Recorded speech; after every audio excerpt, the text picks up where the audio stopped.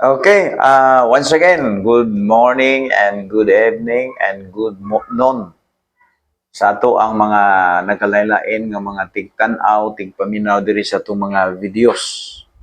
So once again, maayong pagtanaw ninyong tanan. Karon sa ato ang isgutan karon, gi-explain na to unsa ang kalainan sa eklesiya o sa religion.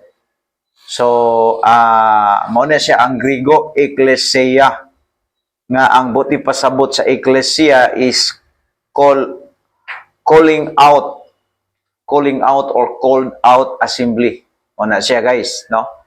Unya concretely.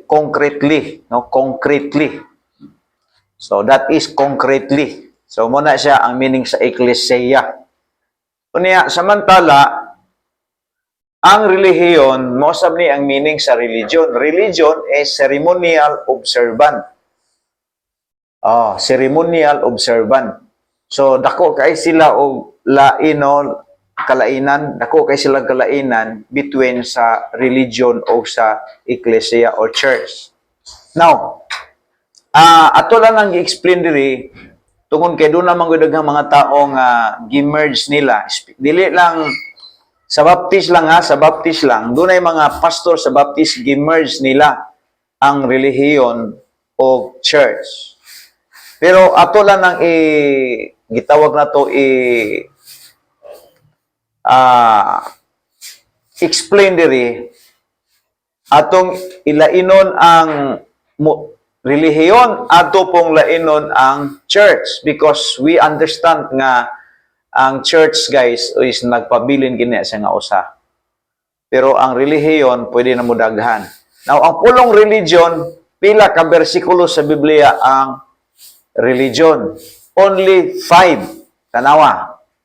Only 5 mention in the New Testament Bible ang religion.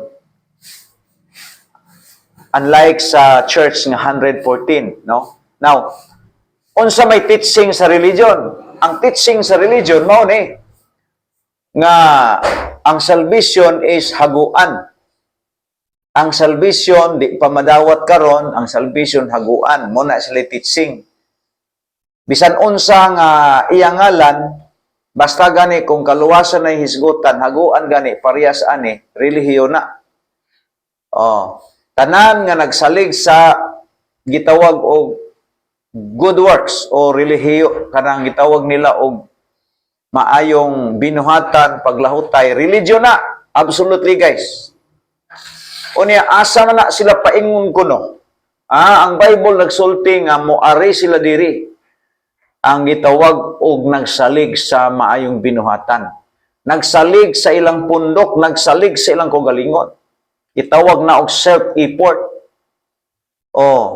Pero unsa may gitudlo sa church?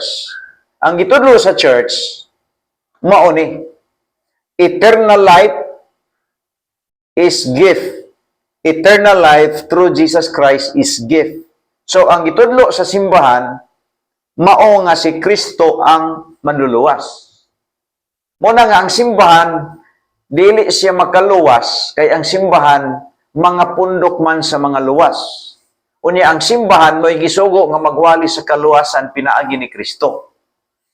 Mao na nga dunay mga pastor nga nasuko sa ako kay ako magyong gisaway ang ilang term nga ang relihiyon og simbahan parihara nga di makaluwas. Sayo pa na ang relihiyon di gina makaluwas pero ang simbahan pundok sa mga linuwas.